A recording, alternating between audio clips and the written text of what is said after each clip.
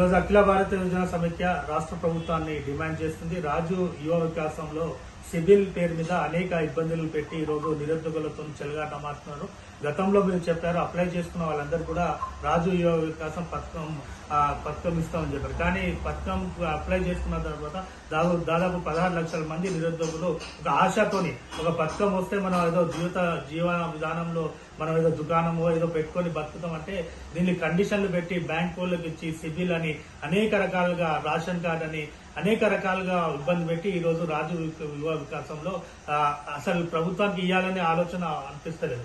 రేవంత్ రెడ్డి గారు నిరుద్యోగం మీద కనీసమైన ప్రేమ ఉంటే మీరు దయచేసి వెంటనే అప్లై చేసుకున్న వాళ్ళందరూ కూడా రాజు యువ వికాసం ఇవ్వాలని కూడా అఖిల భారత యువజన సమైక్యగా నేను డిమాండ్ చేస్తున్నాం. అదేవిధంగా విద్యారంగం ప్రారంభమైంది, స్కూల్స్ అన్ని ప్రారంభమైంది. కానీ ప్రభుత్వ స్కూల్లో మౌలిక సదుపాయాలు లేవు, పుస్తకాలు రాలేదు, డ్రెస్లు ఇవ్వలేదు. అనేక రకాలుగా ఈ రోజు ఒక పక్కన ప్రైవేట్ కార్పొరేట్ విద్యా సంస్థలు ఫీజు దోపిడీ చేసుకుంటూ కోట్లాది రూపాయలు వసూలు చేస్తున్నారు.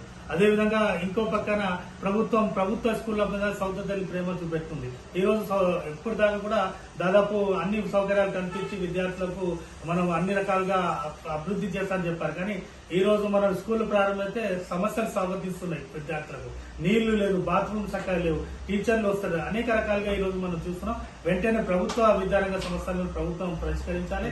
అదేవిధంగా ఇక్కడ ఫీజు దోపిడీని కూడా అడ్డుకట్టాలి. ఒక ఫీజు కంట్రోల్ చట్టాన్ని తీసుకురావాలని కూడా ఈ సందర్భంగా చెప్తున్నాం. అదేవిధంగా ఈ రాష్ట్రంలో శ్రీ చైతన్య నారాయణ కూడా ఈ రోజు ఇష్టం రాజ్యంగా ముఖ్యంగా కామిరెడ్డి ప్రాంతంలో శ్రీ నారాయణ స్కూల్స్ కాలేజీలు ఫీజు దోపిడీ చేసుకుంటూ అనుమతి లేకుండా స్కూళ్ళని నడుపుతున్నారు, కాలేజీ నడుపుతున్నారు. వాళ్లపైన కూడా చర్యలు తీసుకోవాలని కూడా నేను రాష్ట్ర ప్రభుత్వాన్ని డిమాండ్ చేస్తాం.